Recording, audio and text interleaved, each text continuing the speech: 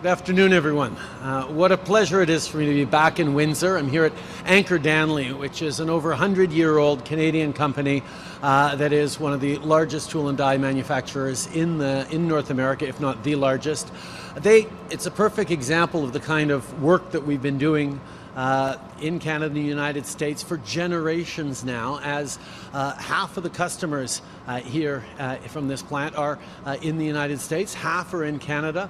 Many of them are parts of the automotive industry or other industries that then do work with customers and suppliers on both sides of the border. For generations, for decades, Canadians and Americans have been building things together, growing communities, growing prosperity, competing successfully with the world in ways that have made North America the most successful economic region in the world. The reality is the proposed tariffs by the incoming American administration will raise costs on American consumers, will put American jobs at risk. That's not something anyone wants because our economies are so intertwined. We want to see American jobs created and prospering alongside the Canadian jobs and prosperity that we successfully create here. So we're going to continue to explain to Americans that bringing in tariffs on goods from Canada is basically raising prices on American consumers, is raising taxes on the backs of Americans. Nobody wants that. But if indeed the incoming administration moves forward with these unfair and unjust tariffs, Canada will respond. We will respond in measured ways, but in robust ways, demonstrating once again that Canadians know how to stand up for ourselves. We've seen over the past weeks Canadians pull together all across the country with a pride in our identity, with a pride in our economy, with a pride in country that usually only happens around Olympic hockey games. It has been wonderful to see how strongly Canadians are speaking up about being proud to be Canadian.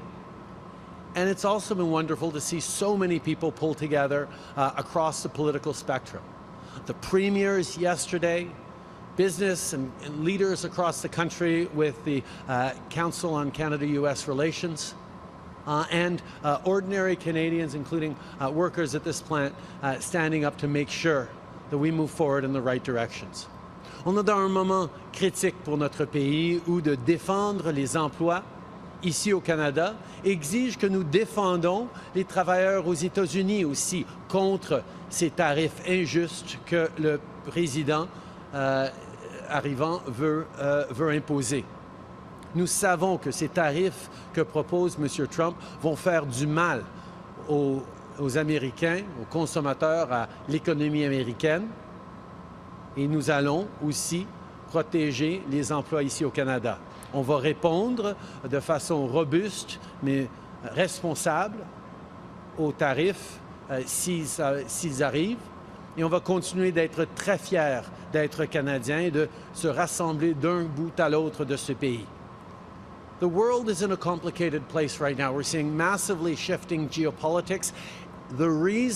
All the more reason for us to pull together as a North America, creating jobs, creating prosperity, and competing successfully with the world. That will continue to be my focus. That is what we're standing up and fighting for all together as part of Team Canada, and that's how we're going to continue to create prosperity on both sides of the border. Je vous remercie beaucoup d'être ici aujourd'hui. On va continuer de travailler ensemble pour créer de la prospérité des deux côtés de la frontière, et j'ai bien hâte à prendre vos questions. All right, we'll begin the round of questions. Please state your name and outlook before we start. Thank you, Prime Minister. Sharif Hassan from the Canadian Press.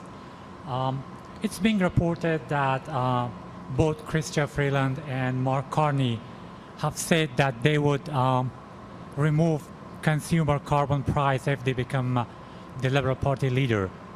I wonder what are your thoughts on it and what do you have to say to them?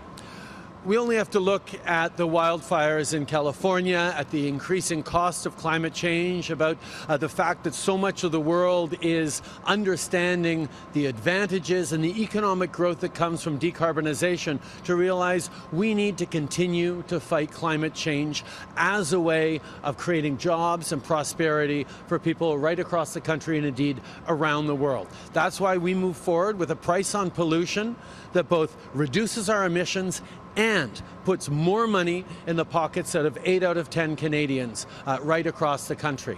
Obviously, people running in elections and running for the leadership will be able to put forward their own ideas about how to fight climate change. But I'm very, very proud of our record of standing up and fighting climate change and making life more affordable for Canadians.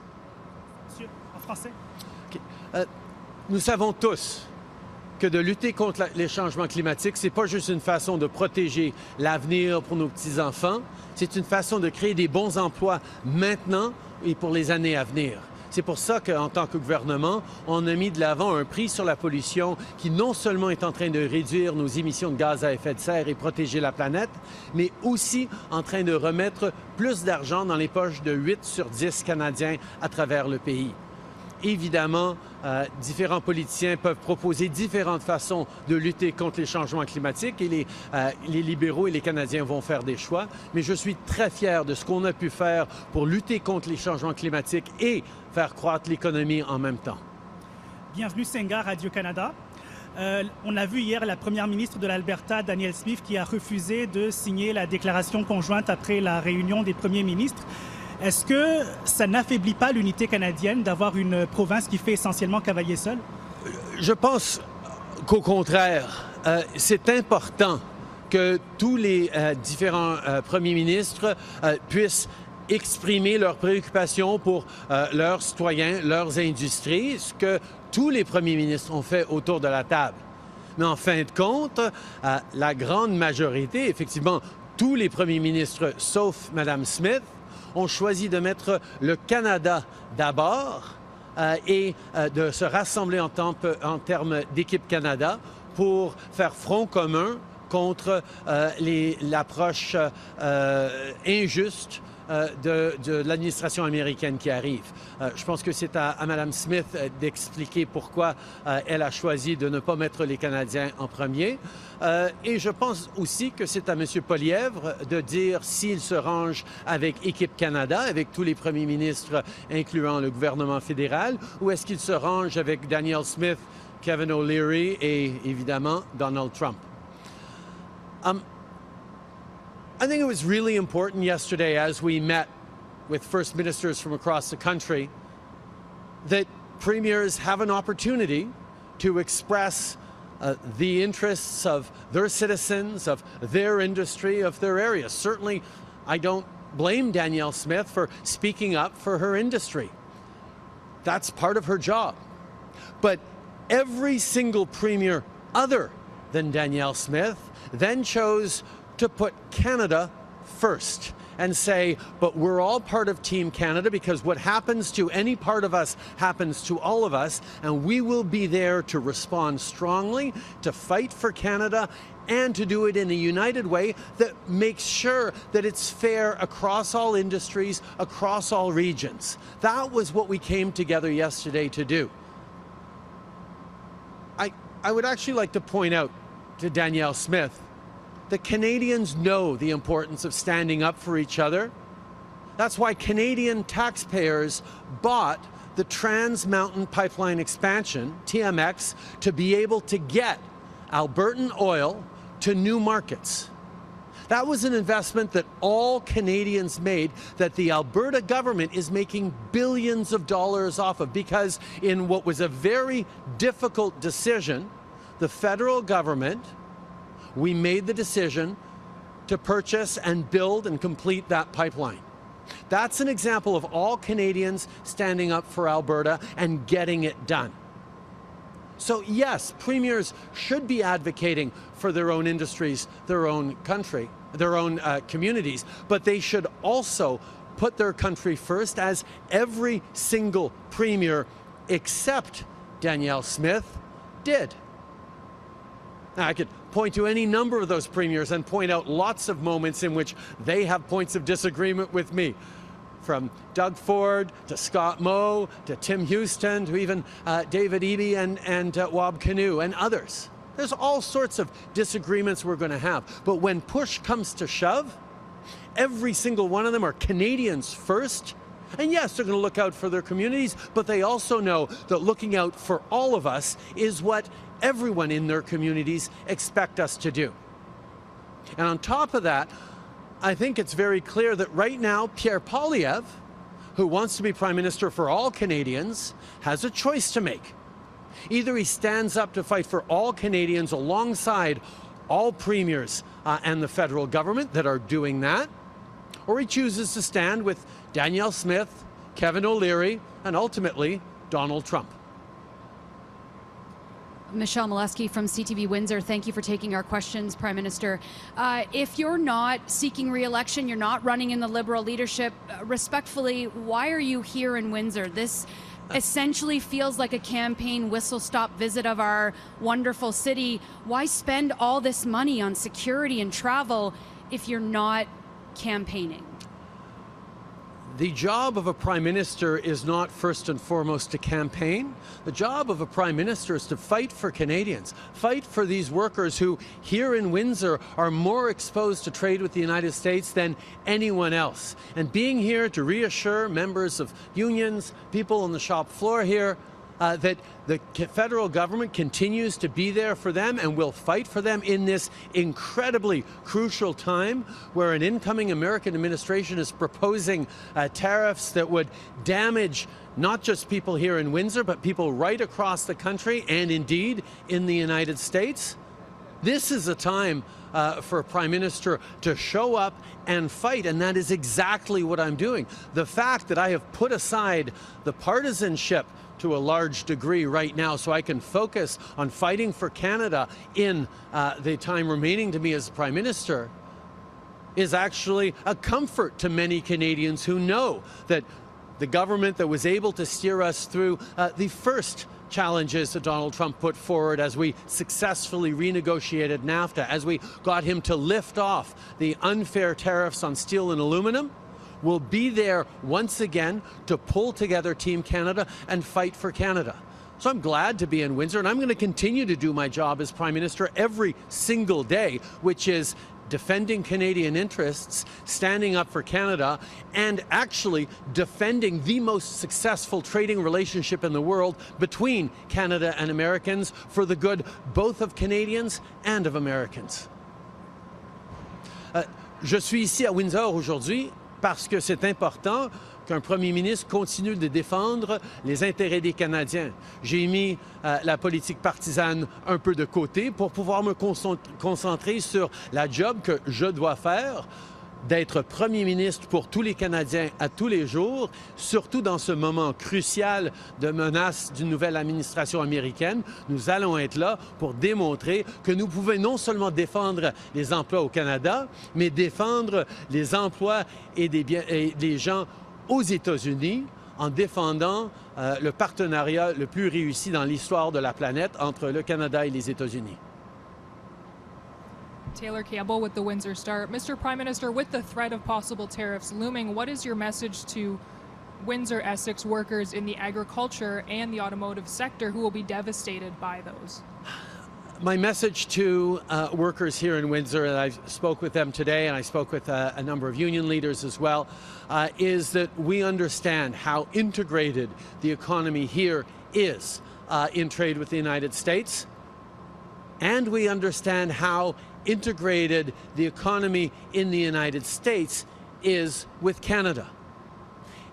Anything that thickens the border or imposes penalties or tariffs between our two countries will hurt Americans as well as Canadians. And our first argument is that these tariffs should not move forward. The incoming administration expressed concerns around the border that they link to tariffs, so we got to work in, first of all, demonstrating that the Canadian-U.S. border is a source of strength for our country. that it is something that is not the source of challenges for the United States. Indeed, half of 1% of the fentanyl going into the United States come from Canada. Half of 1% of migrants into the United States come from Canada. Borders are not the issue, but still we put in over $1 billion to upgrade and strengthen our border processes to prevent the flow of illegal goods and people in both directions, because that's something that the circumstances require. But we're not just fighting for good jobs here in Windsor, Essex. We're fighting for good jobs right across the country, because if these tariffs move forward, there is no corner of Canada or of the United States that won't be negatively impacted by Donald Trump's decision to raise prices on Americans.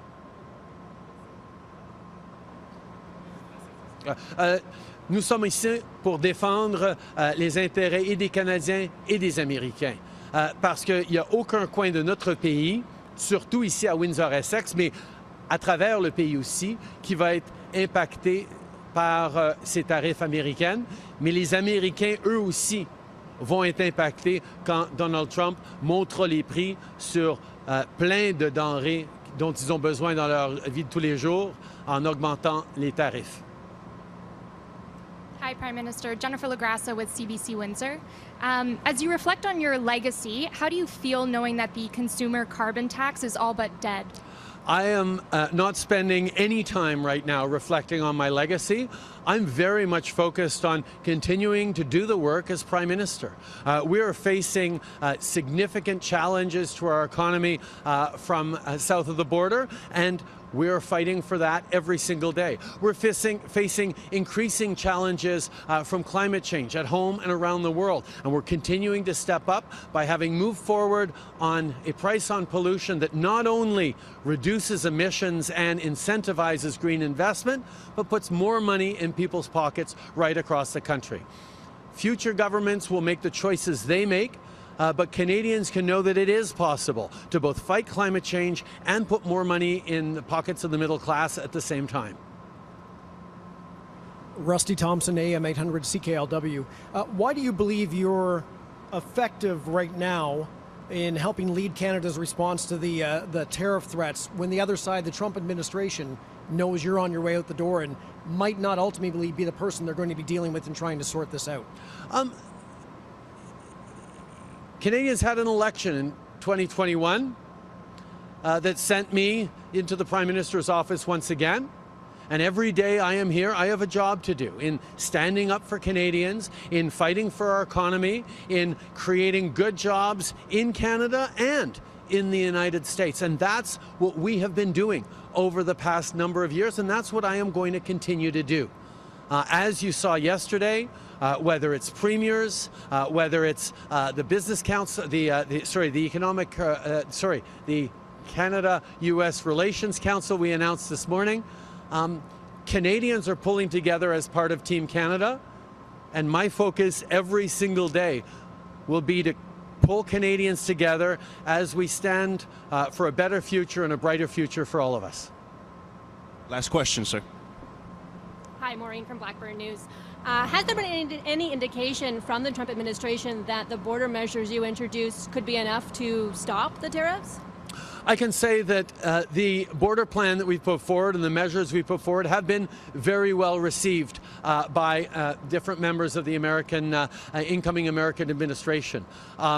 What the president is going to choose to do will be entirely up to the president, but we are confident that we have demonstrated that Canada is not the source of border challenges for the United States. Around 1% of illegal fentanyl coming into the United States comes through Canada.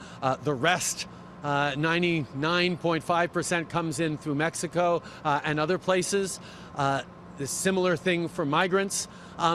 We have strengthened and will continue to strengthen our border together. We have a great partnership with the United States on protecting our border. That's not the issue. We've continued to act on that, and put significant money forward, but it'll be up to the American incoming administration whether or not they want to move forward with tariffs that will be raising prices for American consumers and harming one of the strongest economic relationships in the world at a time where our continent should be taking on the world, should be competing successfully with countries around the world instead of choosing to fight amongst ourselves.